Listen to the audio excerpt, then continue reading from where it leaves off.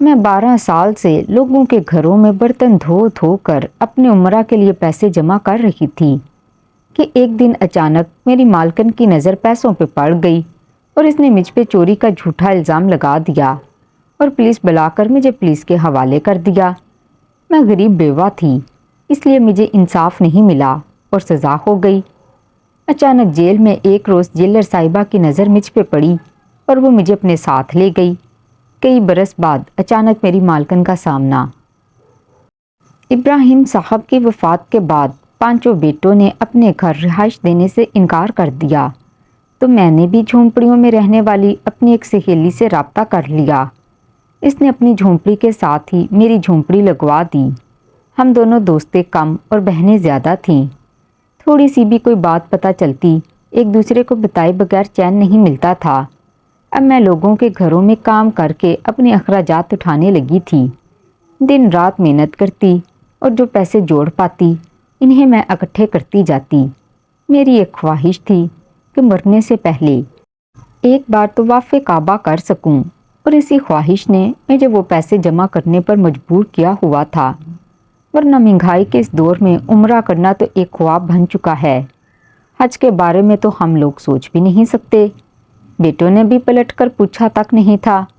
میں نے بھی ان کی خیریت دریافت کرنا ضروری نہیں سمجھا، کیونکہ میرے سارے بچے اب وہ محلہ چھوڑ کر کہیں اور جا بسے تھے۔ مجھے تو ان کے گھر کا ایڈریس بھی نہیں پتا تھا، تو میں ان کے بارے میں کیسے معلوم کرتی؟ ہاں، البتہ انہیں پتا تھا کہ میں یہاں خانہ بدوشوں کے ساتھ جھونپڑیوں میں رہ رہی ہوں۔ وہ چاہتے تو میرا پتہ کرتے، میرا خیال کرتے، میری خیریت دریافت کرنے کے لیے میرے پاس آتے، لیکن انہیں ڈر تھا کہ کہیں ان کے آنے سے میں اپنا فیصلہ نہ بدل لوں اور ان کو مجبور نہ کروں کہ وہ اپنے ساتھ ساتھ میری رہائش کا بھی انتظام کریں۔ پچھلے 12 سالوں سے میں لوگوں کے گھروں میں کام کر کے پیسہ جمع کر رہی تھی، اور مجھے یقین تھا اتنے پیسے تو ہو چکے ہوں گے کہ میں عمرے پر جا سکوں۔ عمرے پر جانے کے لیے بھی کم از کم 5 سے 6 لاکھ کی ضرورت تھی، اور مجھے امید تھی کہ اب تک میرے پاس اتنے پیسے جمع ہو چکے ہوں گے۔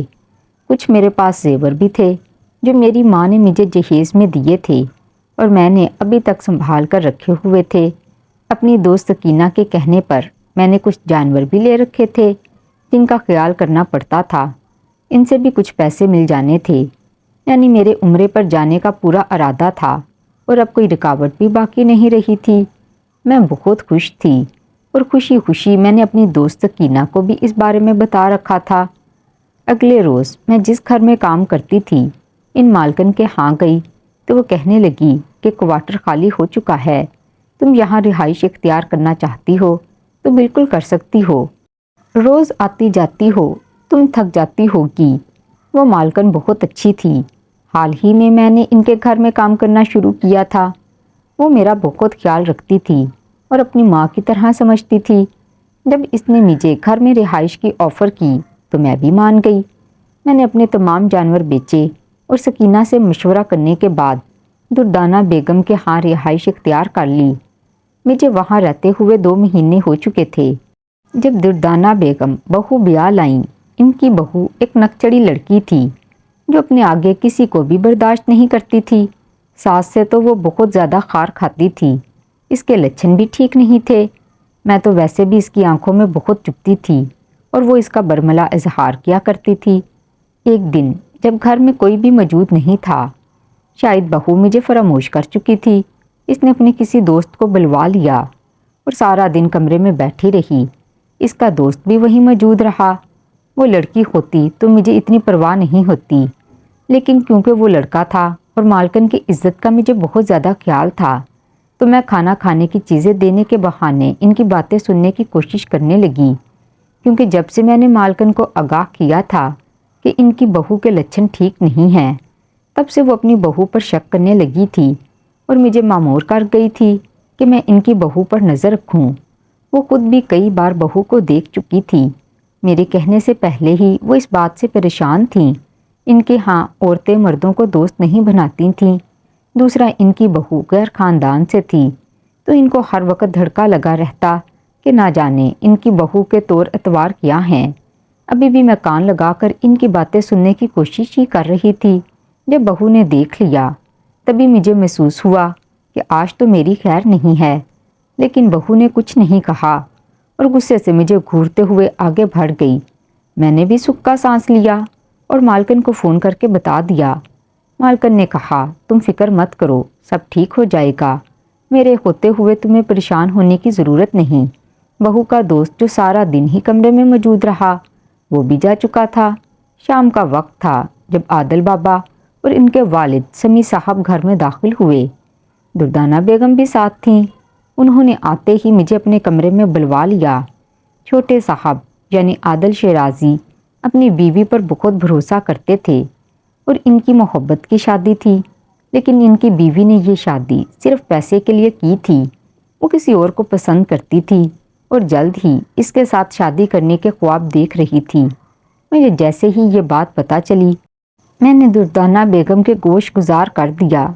وہ بھی پریشان ہو چکی تھیں، لیکن کوئی بھی ٹھوس ثبوت نہیں مل رہا تھا کہ جس کو دکھا کر وہ بیٹے کو بہو سے بدظن کر سکیں۔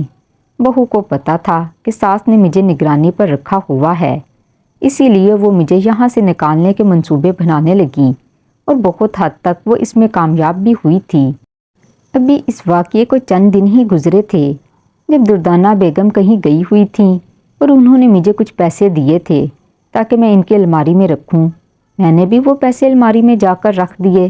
سکینہ کا فون آیا کہ اس کے پوتے کا آپریشن ہے اور اسے کہیں کام کرنے کے لیے جانا ہے کیونکہ مالک نے اسے چھٹی نہیں دی تھی۔ میں نے اسے کہا، اگر تمہارے پاس وقت نہیں ہے تو میں آ جاتی ہوں۔ یہ کہہ کر میں جلدی جلدی تیاری کرنے لگی اور پھر وہاں پہنچ گئی۔ سکینہ سے ملی تو وہ بتانے لگی کہ اس کے پاس علاج کے پیسے نہیں ہیں، وہ جلد ہی علاج کے پیسے لے کر آتی ہی ہوگی۔ میں تب تک اس کا انتظار کروں۔ 6 گھنٹے بیت گئے، وہ نہیں آئی۔ نرس بار بار پیسوں کا تقاضا کر رہی تھی تاکہ آپریشن شروع کیا جا سکے۔ مجھے کچھ سمجھ نہیں آیا تو میں نے دردانہ بیگم کو فون کر دیا تاکہ ان سے پیسے مانگ سکوں۔ وہ کہنے لگی، فی الحال تو میرے پاس پیسے نہیں ہیں، تم ایسا کرو 6-7 دن تک صبر کرو، کسی اور سے لے لو، پھر میں تمہیں دے دوں گی۔ مجھے ان پر بے حد غصہ آیا کیونکہ انہوں نے خود مجھے پیسے رکھنے کو بولا تھا اور 2 لاکھ کیش میں نے خود ان کی الماری میں رکھا تھا۔ ایسے میں ان کا مجھے پیسے نہ دینا سمجھ آ چکا تھا اور مجھے بہت برا لگ رہا تھا۔ جس گھر کو سارا دن سنوارنے میں میں لگا دیتی تھی، اس کی مالکن کا دل اتنا چھوٹا تھا۔ میں نے خدا حافظ بولے بغیر ہی کال کٹ کر دی اور پھر سکینہ کو فون کرنے لگی۔ اس کا دور دور تک کوئی اتا پتہ نہیں مل رہا تھا۔ تبھی 2 گھنٹے گزر گئے۔ میں بار بار سکینہ کو فون کر رہی تھی۔ میرا موبائل بھی بند ہونے والا تھا۔ کتنے دن ہو گئے تھے میں نے اسے چارج ہی نہیں کیا تھا۔ مجھے تو موبائل کا بالکل بھی شوق نہیں تھا۔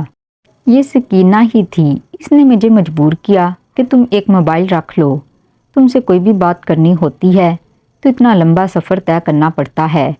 حالانکہ موبائل نے یہ فاصلہ مختصر کر دیا ہے۔ میرا موبائل بند ہو چکا تھا۔ سکینہ کا بیٹا اور بہو ایک ایکسیڈنٹ میں وفات پا گئے تھے۔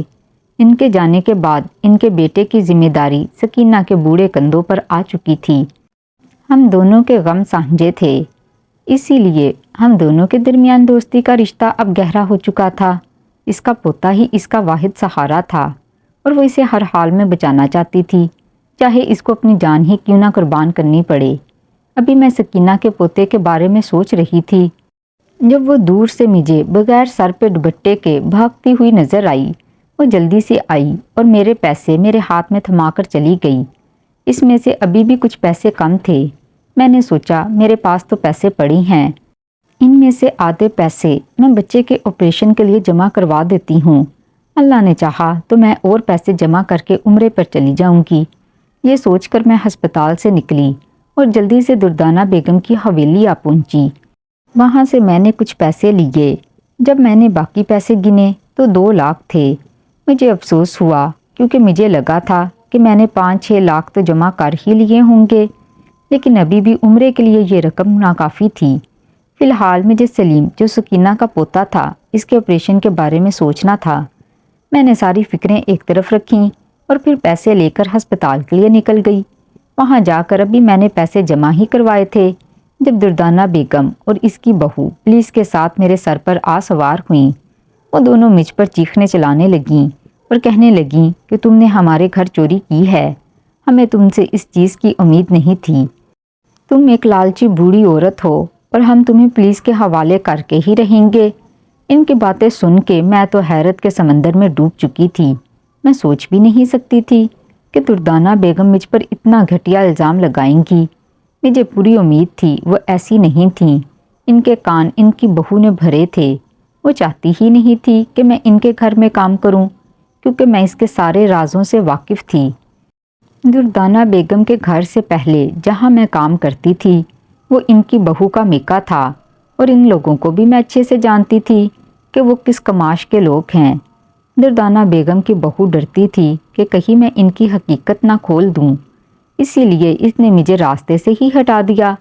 मैंने 1000 सफाइयाँ दीं, लेकिन कोई भी मानने को तैयार नहीं था। पुलिस ने मुझे हथकड़ी पहनाई और फिर घसीटते हुए जेल में लाकर फेंक दिया। मुझे लंबी सज़ा हुई थी। दिल ही दिल में मैंने दुर्दाना बेगम को बहुत सी बदवाएं दे डालीं। बदवा पर किसी का कंट्रोल नहीं होता। ये तो दिल से निकली हुई आह होती है, जिस पर इंसान खुद भी कंट्रोल नहीं कर सकता। इनकी बहू बुरी थी, इसने मुझ पर इल्ज़ाम लगाया था। कम अज़ कम दुर्दाना बेगम को तो समझना चाहिए था, लेकिन वो भी अपनी बहू के साथ मिल गई और आज इनकी वजह से मैं जेल में थी। दुर्दाना बेगम ने जो 2 लाख मुझे इनकी अलमारी में रखने के लिए दिए थे, वो इनकी बहू ने चुरा लिए थे और फिर मेरे कमरे में रख दिए। बहू के कहने पर जब दुर्दाना बेगम ने मेरे कमरे की तलाशी ली तो वो ये देखकर हैरान रह गईं कि मेरे कमरे में 4 लाख रुपए पड़े थे। वो मुझ पर शक करने लगीं और इसी शक में उन्होंने मुझे जेल भिजवा दिया। इनको लगा था कि इन गरीबों के पास 2 लाख कहाँ से आएगा, यकीनन इसने हमारी ही चोरी की है। वो लेकर चली गईं, हालांकि वो मेरे अपने पैसे थे। मुझे इस बात का बहुत दुख था कि अब मैं उम्रे पर भी नहीं जा सकूंगी। मुझे उम्र कैद हो गई थी। एक दिन मैं जेल में बैठी सलाखों को घूर रही थी जब एक जेलर खतून आई और मेरे पास बैठ गई। मैं हैरत से इसे देखने लगी। वो कहने लगी, माँ जी, मैंने आपके केस की फाइल निकलवाई है। आप पर बेबुनियाद इल्ज़ाम लगवाए गए हैं। मेरी कोशिशों से जल्द ही आपको बेल होने वाली है। आप फिक्र मत कीजिएगा, जल्द ही आपको जेल की सलाखों से छुटकारा मिलने वाला है। इस जेलर की बात सुनकर मुझे बेहद खुशी हुई और मैं इसको दुआएं देते हुए वज़ू करने के लिए उठी ताकि मैं इस रब का शुक्र अदा कर सकूं। जेल से निकलने के बाद मेरे पास कोई भी ठिकाना नहीं था। मैंने झोंपड़ियों वाली जगह पर जाकर देखा जहां खाना बदोश रहा करते थे। वहां एक भी झोंपड़ी नहीं थी, बल्कि अब तो कोई इमारत बन रही थी। मैं मायूस होकर वहां से लौट आई। जेलर खतून ने देखा कि मेरे पास कोई ठिकाना नहीं है तो इसने मुझे कहा कि क्यों ना मैं इसके घर रिहाइश इख्तियार कर लूं और इसके घर का सारा काम देखा करूं। मैंने हामी भर ली और इस जेलर खतून के साथ इसके घर आ गई। इसका घर ज़्यादा बड़ा नहीं था, लेकिन काम बहुत ज़्यादा था। सारा दिन मेरा काम में गुजर जाता था। थक हार कर मैं सो जाती थी। एक दिन जेलर खतून कहने लगी, आज मेरी सारी दोस्तें आने वाली हैं, तुम अच्छा सा खाना तैयार करना और हाँ, कोई भी कमी पेशी बाकी ना रहे। मैं ऑफिस से लौटकर खाना चेक करूँगी, इसके बाद ही खाना सर्व किया जाएगा। मैंने इस बात में सर हिला दिया और खाना बनाने लगी। मैं खाना बनाकर अभी फारिग ही हुई थी जब घर के गेट की घंटी बजने लगी। मैं तंग होकर बाहर गेट खोलने चली गई क्योंकि मैं थकी हुई थी। अब दोबारा इतना फासला तय करके गेट तक जाने की हिम्मत नहीं थी, लेकिन मुझे जाना पड़ रहा था क्योंकि आज गार्ड भी छुट्टी पर था। तो दरवाज़ा खोलने और बंद करने की जिम्मेदारी भी मेरे सर पर आ चुकी थी। मैंने गेट खोला तो सामने एक औरत चादर पहने खाना मांग रही थी। मैंने इसे कह दिया कि खाना नहीं है, तंग मत करो और जाओ यहाँ से और दोबारा यहाँ मत आना। अभी मैं ये कहकर मुड़ी ही थी जब इस औरत ने मेरा हाथ पकड़ लिया। मुझे इस पर बेहद गुस्सा आने लगा। मैंने ज़बरदस्ती हाथ झटका और फिर जाने के लिए मुड़ी ही थी जब वो कहने लगी, अपनी दोस्त को तुम भूल चुकी हो, मुझसे ज़्यादा तो तुम बूढ़ी हो गई हो। ऐसे ही तुम मुझे बुढ़ी कहा करती थी। ये कहने की देर थी जब मुझे वो आवाज़ जानी पहचानी लगी। وہ बूढ़ी झुकी हुई कमर वाली औरत कोई और नहीं, मेरी दोस्त सकीना थी। इतने अरसे बाद इसको सामने देखकर मेरी आंखों से आंसू बह निकले। मैंने ज़बरदस्ती इसे घर के अंदर खींचा और लॉन में बैठकर हम दोनों बातें करने लगीं। मैंने गेट भी अच्छे तरीके से बंद कर दिया था। मालकिन के आने में अभी 2-3 घंटे थे। हम दोस्तें तब तक बैठकर बातें कर सकती थीं। सकीना कहने लगी, मेरे पोते का ऑपरेशन नहीं हुआ और वो फिर इसी दिन ही मर गया। इसके मौत के बाद तो मुझे अपना जीना ही फजूल लगने लगा। मैंने सारे काम छोड़ दिए क्योंकि जहाँ भी मैं काम करती थी वहाँ अब मेरा काम में दिल नहीं लगता था, ध्यान कहीं और होता था।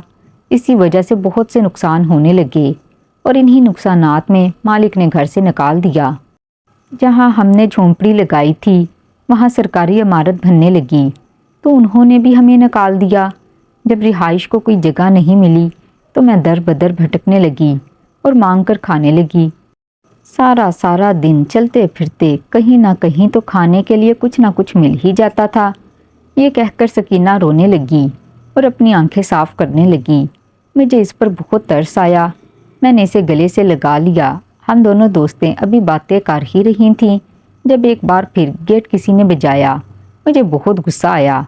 घंटी भी लगी हुई है फिर भी कोई गेट बजा रहा है।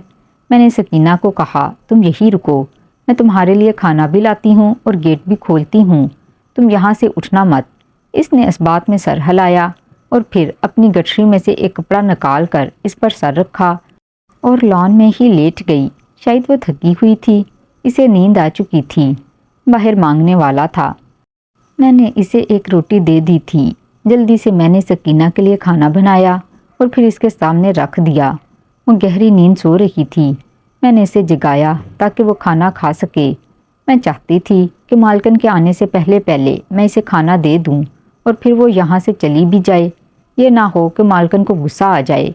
वैसे तो मुझे उम्मीद थी कि वो गुस्सा नहीं होगी, लेकिन फिर भी अभी नया नया काम यहाँ मिला था। मैं नहीं चाहती थी कि इन्हें बुरा लगे। अभी सकीना खाना खा रही थी जब मालकिन आ गई। उन्होंने बिल्कुल भी बुरा नहीं मनाया, बल्कि वो कहने लगी, अगर तुम दोनों मिलकर घर का काम करना चाहो तो कर सकती हो। इस तरह तुम्हें भी आसानी हो जाएगी और तुम्हें रहने में भी मुश्किल नहीं होगी।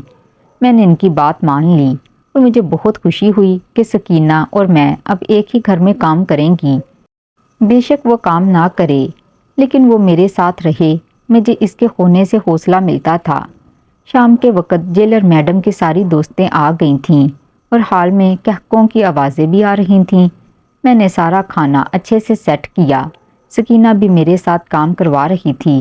मैंने इसे अच्छे से नहलाकर अपने कपड़े पहनने को दे दिए थे। सुबह वाला इसका हुलिया बिल्कुल ही बदल चुका था। हम दोनों ही मेहमानों के लिए टेबल पर खाना सजाने लगी। मैंने एक ट्रे में ड्रिंक्स रखे और हाल में देने के लिए चली गई। अभी मैंने सबको गिलास पकड़ाए ही थे जब एक औरत पर मेरी नज़र पड़ी। वो कोई और नहीं, दुर्दाना बेगम थीं।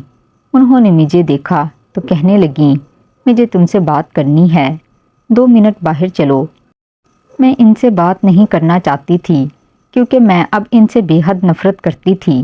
उन्होंने मुझ पर झूठा इल्ज़ाम लगाया था और अपनी बहू की बातों में आकर मुझे जेल भिजवाया था और मेरे उम्रे के पैसे भी अपने पास रख लिए थे।